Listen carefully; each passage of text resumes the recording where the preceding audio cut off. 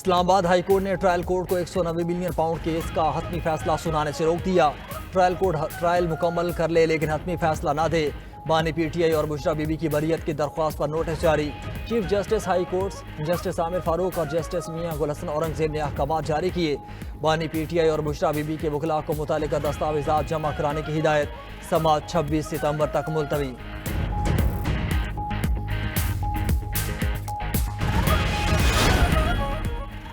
آئینی ترمیم کے حوالے سے ملاقاتوں اور رابطوں کا سلسلہ جاری۔ پی ٹی آئی کا مولانا فضل الرحمان کے اعزاز میں ظہرانہ۔ سابق اسپیکر اسد کیسر کی دعوت پر سربراہ جے یو آئی کی ان کی رہائش گاہ آمد۔ سابق صدر عارف علوی، بیرسٹر گوہر رؤوف حسن اور دیگر پارٹی اراکین کی بھی شرکت۔ ملاقات میں آئینی ترمیم سے متعلق پیش رفت کا جائزہ۔ جے یو آئی اور پی ٹی آئی کے درمیان اتحاد سمیت سیاسی صورتحال پر تبادلہ خیال۔ صحافی کے سوال پر مولانا بولے، اسد کیسر نے ان کے گھر پر اتنے کھانے کھائے، اب وہ بھی آ گئے ہیں۔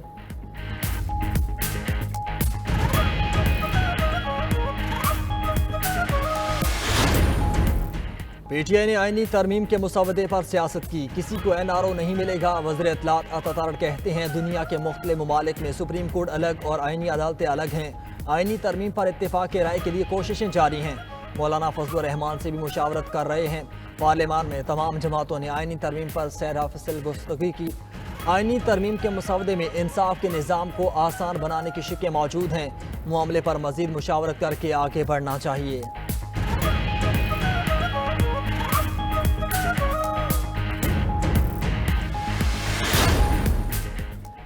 عدالتی نظام تباہ کرنے اور آئین کے خلاف سازش کی کوشش ہو رہی ہے۔ سپریم کورٹ کیس فوری سنے۔ مجوزہ آئینی ترمیم کے خلاف درخواست کی جلد سماعت کے لیے متفرق درخواست دائر۔ ممبر پاکستان بار کونسل عابد زبیری نے درخواست جلد پریکٹس اینڈ پروسیجر کمیٹی کے سامنے پیش کرنے کی استدعا کی۔ سینئر وکیل حامد خان بولے، سپریم کورٹ کے ہوتے ہوئے آئینی عدالت نہیں بن سکتی۔ نام نہاد ترامیم کو مسترد کرتے ہیں۔ لاہور ہائی کورٹ بار ایسوسی ایشن کے صدر اسد منصور کے ملک بھر کے وکلاء کو کل وکلاء کنونشن میں شمولیت کی دعوت۔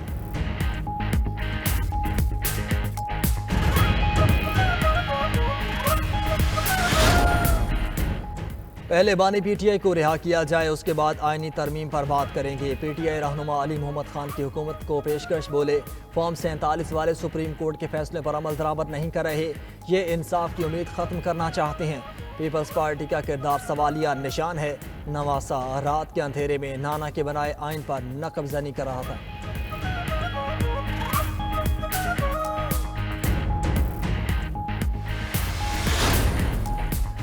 وزیر اعلیٰ پنجاب مریم نواز کا پی ٹی آئی دور کے وزیر تعلیم پر 1 ارب روپے کی کرپشن کا الزام۔ لاہور میں تقریب سے خطاب میں کہا، گزشتہ حکومت میں پنجاب ٹیکسٹ بک بورڈ کے تحت 1 ارب روپے کی کرپشن کی گئی۔ عقل مندوں کی حکومت میں ٹرانسفر اور پوسٹنگ پیسے لے کر ہوتی تھی۔ اس کرپشن پر تو نیب کیس بننا چاہیے۔ 5-6 سال یہاں کرپشن کے علاوہ کچھ نہیں ہوا۔ وزیر اعلیٰ پنجاب کا سکولز کی نجکاری کا بھی اعلان، کہا پہلے مرحلے میں 14,000 سکول آؤٹ سورس کیے جائیں گے۔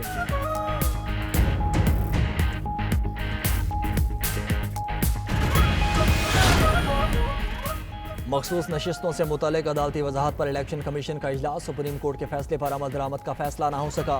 ذرائع کے مطابق اجلاس میں سوال اٹھایا گیا کہ انٹرا پارٹی الیکشن تسلیم کیے بغیر کیسے مخصوص نشستیں دی جا سکتی ہیں۔ لیگل ٹیم کل سپریم کورٹ کے فیصلے اور الیکشنز ایکٹ میں ترمیم پر بریفنگ دے گی۔ ذرائع قانونی ٹیم نے کہا کہ تحریک انصاف تاخیری حربے استعمال کر رہی ہے۔ الیکشن کمیشن آئینی ادارہ ہے اور آئین و قانون پر عمل درآمد کا پابند ہے۔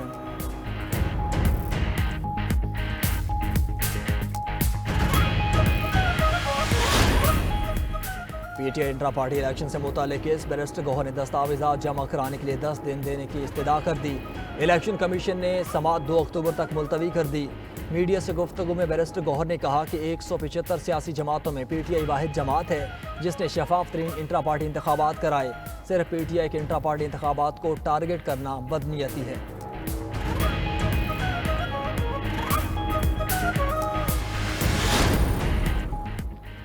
جے یو آئی نے انٹرا پارٹی انتخابات کے لیے 60 روز کی مہلت مانگ لی۔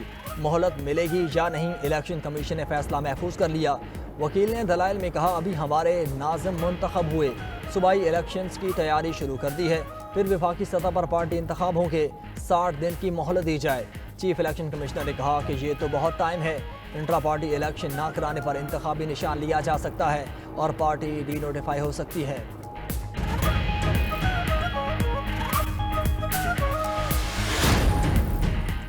پبلک اکاؤنٹس کمیٹی کے چیئرمین کے انتخاب پر حکومت اور اپوزیشن میں بات نہ بنی۔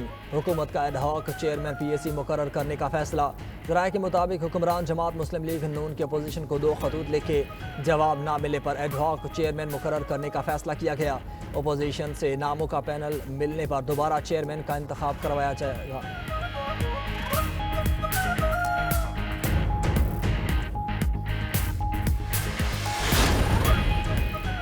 وزیر اعلیٰ کے پی علی امین گنڈا پور کی گورنر پر تنقید۔ فیصل کریم کنڈی کو ویلا منڈا قرار دے دیا، کہا گورنر پرچی پر آئے ہیں، سب کچھ بلاول کے کہنے پر کر رہے ہیں۔ خیبر پختونخوا ہاؤس اسلام آباد میں گورنر کا داخلہ بند کر دیا، گورنر ہاؤس سے بھی نکال دیا تو کرائے کے گھر میں رہیں گے۔ علی امین نے مزید کہا کہ قومی ترانے سے متعلق افغان حکام کی وضاحت آ چکی، انہیں مزید کچھ کہنے کی ضرورت نہیں۔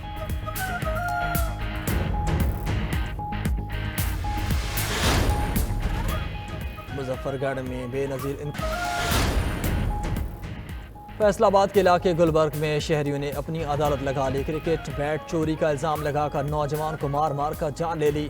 نوجوان اسامہ کو آہنی راڈ، ڈنڈوں اور سوٹوں سے تشدد کا نشانہ بنایا گیا۔ والدہ کی مدعیت میں 11 ملزمان کے خلاف نوجوان کے قتل کا مقدمہ درج کر لیا گیا۔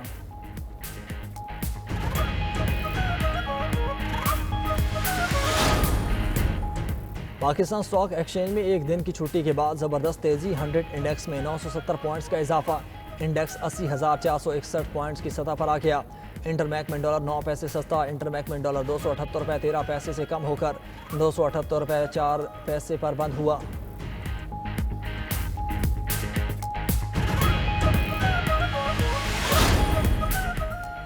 چیمپئنز ون ڈے کپ میں مارکوس کا ڈالفنز کو جیت کے لیے 285 رنز کا ہدف، 10 رنز پر 2 وکٹیں گرنے کے بعد کامران محمد اور محمد رضوان کا ذمہ دارانہ کھیل۔ رضوان 50 اور کامران غلام سینچری بنا کر پویلین لوٹے۔ سلمان آغا نے 49 رنز بنائے، فہیم اشرف کی 4 شکار۔ ہدف کے تعاقب میں سعود 11 کی بیٹنگ جاری۔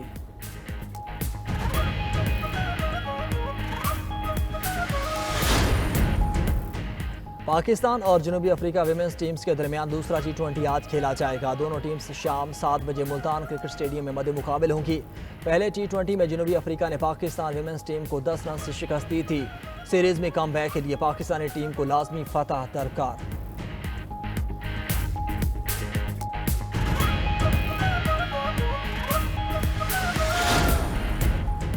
اور معروف اداکارہ جویریہ عباسی نے انسٹاگرام پر اپنی دوسری شادی کی تصاویر اور ویڈیوز شیئر کر دیں۔ جویریہ عباسی نے عدیل حیدر نامی شخص سے شادی کی جو پیشے کے اعتبار سے فوٹوگرافر ہیں۔ اس خاص موقع پر جویریہ عباسی نے گلابی اور گولڈ رنگ کا خوبصورت لباس زیب تن کیا۔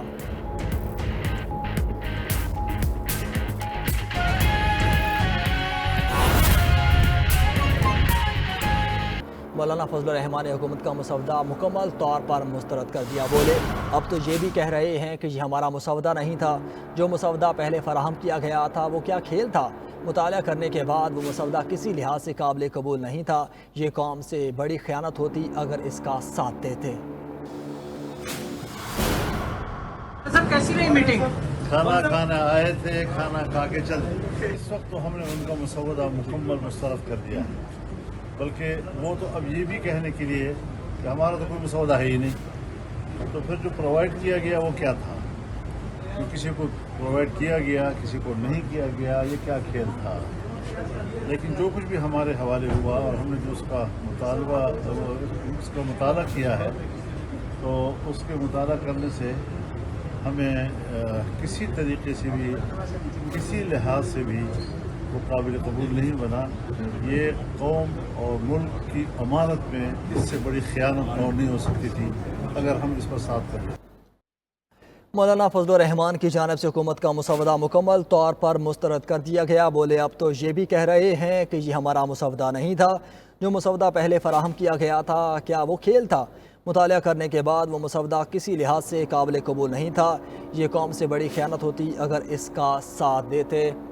مولانا فضل الرحمان کی جانب سے آج یہ بیان جاری کیا گیا، انہوں نے کہا کہ اس مسودے کو مکمل طور پر مسترد کرتے ہیں، یہ بھی کہا کہ یہ کہہ رہے ہیں کہ یہ ہمارا مسودہ نہیں تھا، جو مسودہ پہلے فراہم کیا گیا تھا وہ کیا کھیل تھا، مطالعہ کرنے کے بعد جو مسودہ کسی لحاظ سے قابل قبول نہیں تھا۔